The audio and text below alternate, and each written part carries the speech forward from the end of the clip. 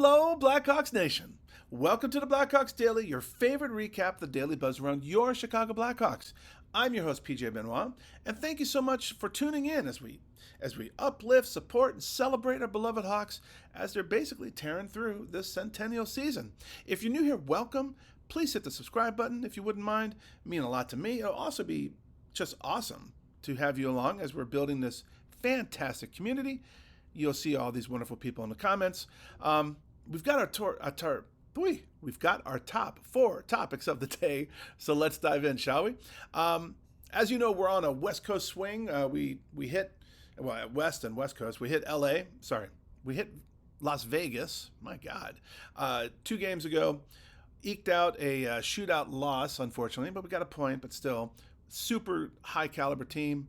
And then at least we got a point out of it. And then we head into LA last night for 2 games against LA. One last night, one tomorrow night, and then a back-to-back with a game on Sunday against Anaheim. So it's not the easiest stretch, right? But let's start with last night. We gutted it out. We had a win. We snagged a gritty 2-1 win over them, over the old Kings at the Crypto.com arena. After a scoreless first period, Chicago broke through in the second. Connor Bedard scored on a power play. Finally, power play, let's go. His 3rd straight game finding the back of the net on a tap-in straight off a great setup by Tyler Bertuzzi. And then late in the second, Wyatt Kaiser gets his name in the books, right? Popped in his first goal of the season, giving Chicago a 2-0 lead and the kind of cushion that you need on the road in a 1-goal league. Los Angeles answered in the third. The Kings' Trevor Moore scored to make it 2-1, and from there on, it kind of turned into a rock fight. Goalie Spencer Knight made 26 saves to keep the Hawks ahead. Even when the Kings pulled the goalie and had a late 6-on-4 attack in the final minute, we sweated it out, right? When the buzzer sounded, Chicago walked out with 2 huge points and some momentum building as they stare down another game in the same building tomorrow night. So, 3 studs. Who rose to the occasion? Of course, Connor Bedard, superstar written all over him. He's now scored in 3 games in a row. His power play goal was that gotta have it kind of strike when nothing else was coming easy. Remember, we talked about how the LA loves to shut down people. In a tight defensive battle, that kind of strike changes the game and the tone. Second stud, Wyatt Kaiser. First goal, great timing, right? Kaiser gets his first tally of the season, and he delivers when the pressure was real. That second goal gave Chicago some breathing room, and in a close game like that, sometimes it's all you need. And then, of course, third stud, Spencer Knight. Calm, composed, and clutch, right? 26 saves, including some crucial stops in the third period, along with a strong finish under some heavy 6-on-4 Kings attack pressure. The Kings gave the Hawks a chance all night, and that mattered. Not the Kings gave it. Knight gave the Hawks a chance all night, and that mattered. So what do we need to work on? Third period defense under pressure, right? Letting the Kings claw back with a goal in the third made things a little nervy. When you have a lead on the road, you got to kill it, right? We got to close that door. We've talked about that. Tighten the gaps, clear rebounds, avoid needless turnovers. Consistency after the power play. The power play was sharp, got the first goal, but after that, the momentum could have been buried. You want to turn leads into dominance, not just hold on to them. So more jump after the power play would help. And then capitalizing on scoring chances down the stretch. Late in the game, Chicago had a few dangerous looks, couldn't find that extra goal to seal it. On the road, especially against good, solid opponents, you just can't hope. You got to finish. So, looking ahead tomorrow night, same building, same opponent. We're going to get over that in the next period. But, last night, it wasn't pretty. It wasn't high-flying or filled with highlight reel goals. But it was real hockey. It was gritty, gutty, great goaltending, timely scoring. If this is the new identity of the 25-26 Hawks, the beat anybody, defend like hell, and cash in when you get a chance kind, I'm all in, right? So let me know in the comments, who is your standout from last night? What's the biggest challenge that you want to see this team solve before tomorrow? All right. And talking about tomorrow, let's get into what we think about that game. So, game 2, back-to-back against LA. At least we have a breather in between. So, again, tomorrow night, we got that 2-1 in the pocket. First road win in a while, but this one kind of matters, not just for 2 points, but making sure this momentum builds, right? We got a little bit of a spark versus Las Vegas, a game that we easily could have won. And then we win in LA. Let's win again in LA, right? So, what the Hawks learned last night, what they can lean on. Defense wins road games, right? Last night's 2-1 win was built on disciplined play with strong defensive structure, limiting high danger chances, and tight gap control. Spencer Knight stood tall with those 26 saves. Oh, I forgot. I didn't even do the box score.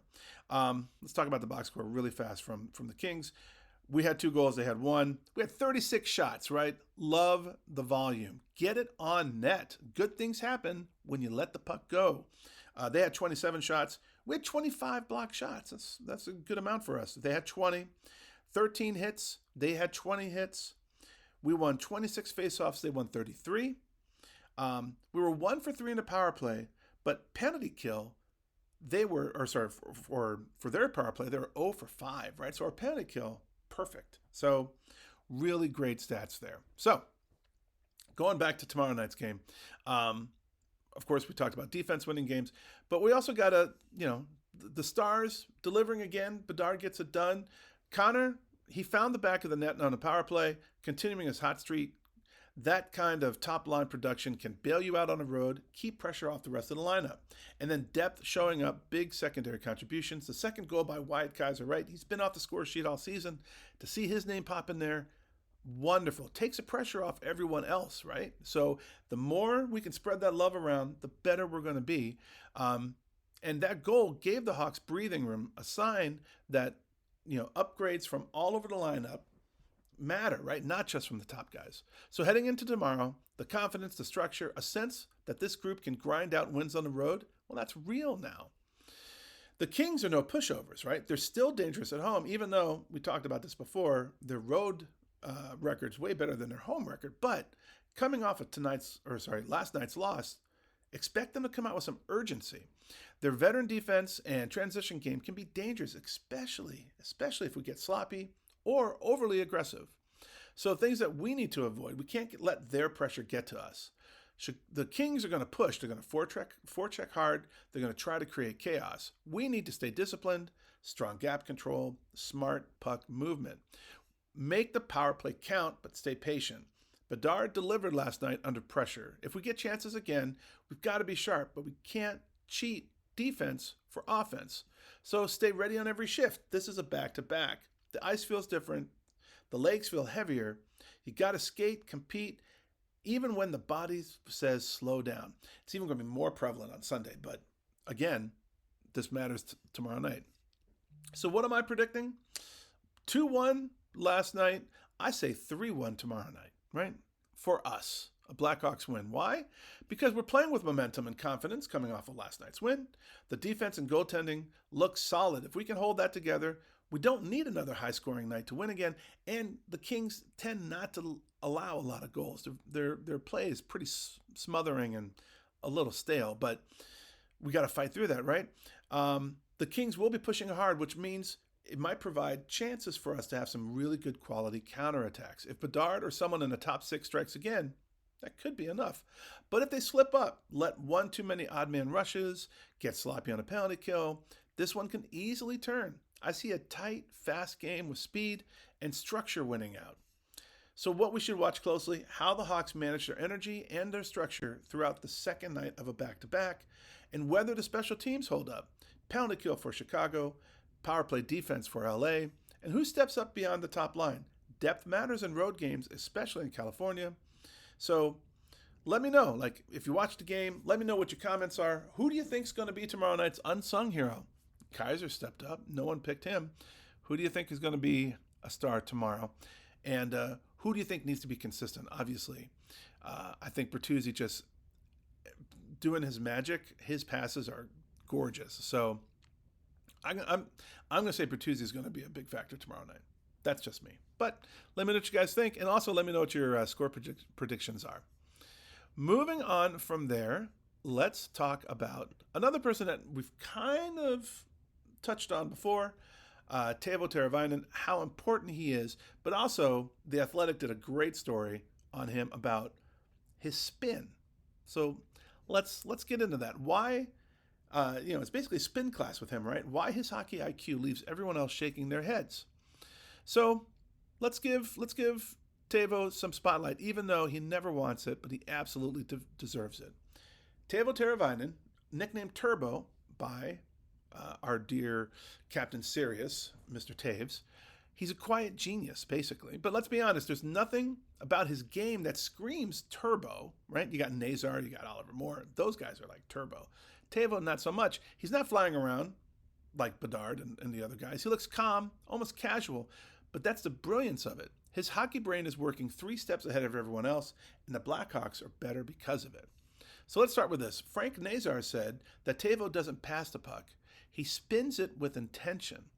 One play that stood out, Nazar was racing through the neutral zone trying to track a floating area pass. Normally, those are 50-50 pucks, right? Hope plays. It's like a jump ball. But this was a pass from Teuvo. So Nazar said the puck landed and then spun directly towards him, like Tiger Woods dialing up a backspin on a wedge shot. Nazar literally said he's like Tiger Woods with the spin, and that's insane. And Teuvo, he was like shrugging it off, like, nah, too much. The dude can put English on the puck, right? He's also the smartest guy in the room. He isn't just putting spin for style points. He thinks of the game and on the game at a different level. He knows who he's passing to. He knows their handedness, right? Like how well they handle the puck, their stick angle, their preferred release. Jason Dickinson called it bespoke passing, customized in real time with defenders crashing around him. He's basically playing 4D chess while everyone out there is trying to remember the rules to checkers. Blashill says Teuvo is elite because of his reads. When things get messy, in-zone scrambles, transition defense, he always seems to pick the right guy, the right lane, and the right play. His version of Turbo? Efficiency, like Duncan Keith used to do. Conserving energy by always being in the right place, not chasing down everything all the time. He doesn't skate more than he needs to. He doesn't panic. He's just super comfortable in his game, right? He knows. Nazar joked that he's amazed that he's always right next to him keeping pace, even though Nazar is flying around and Teuvo looks like he's strolling through the park. That's hockey IQ and maturity at the highest level. On a young, fast team like with players like Bedard, Nazar, and Moore, and others on the way, you need a connector, a stabilizer, a veteran who sees the whole chessboard. That's Turbo. He's the guy who makes the stars better. He's the guy that buys his young line mates more space and time. He's the guy that sees the future of the play before it even exists. He does it without needing any kind of shine or hype or even to talk about it. He just plays. So let's enjoy him, right? He's a hockey version of a magician, making passes appear out of thin air, somehow convincing the puck to obey physics laws that no one else knows. Turbo may be the chillest name in hockey, but his brain is moving faster than anyone else out there. So, really interesting piece by The Athletic. And watch Teuvo. Next time he's on the ice, kind of focus on him, see how he plays, see what he's doing. It's always fascinating to watch players, not only without the puck, but with the puck, how they're helping the rest of the game unfold on the ice. It's always fascinating to watch. Hockey's a hard game to watch because everything's going so fast. But if you can pick that out, it really is very telling. So hope you enjoyed that. All right. And let's get to your comments. DC Courtney, 4953, a new commenter. I've watched a few times, finally subscribed. Thank you, DC. I'm a lifelong Hawks fan in central Indiana, originally from Cary. I'm really enjoying your coverage to go along with this breakout season we're having. Here's hoping these young guns continue the trajectory they're on now. Your words to the universe's ears, DC. Really appreciate that. Thank you. Welcome to the channel. Thank you for being a contributor. Beans, 7014, repeat offender. PJ, I'm taking a train to Chicago to celebrate Christmas at the German Christmas Festival. Awesome. Welcome. And seeing my Hawks beat up the Red Wings next Saturday night. Oh, all right, man. Be loud, dude. Can't wait for that. That's awesome. Looking forward to it. Let's go Hawks. Have a great time, Beans. Let me know if you need any suggestions for eateries. Lord knows we got them. So thank you so much for your contributions as always. Isaac Guerrero, 8873. I believe Isaac, he's a repeat offender. I think he's contributed before. But he's dropping some hockey knowledge here. Pre-draft reviews said Frundell was not that good in the transitioning game or carrying the puck into the zone. However, he is excellent on the boards, retrieving pucks, shooting from close range at the dots, net front presence, right? He's a big kid. He's a natural winger. I don't know why anyone's talking about him being a center. I think he'd be excellent as Connor's wing, where they have Ryan Green playing right now. Green is a good player, but not a first-line winger. Frundell is probably a better option at the second-line winger with Nazar instead of Oliver Moore also.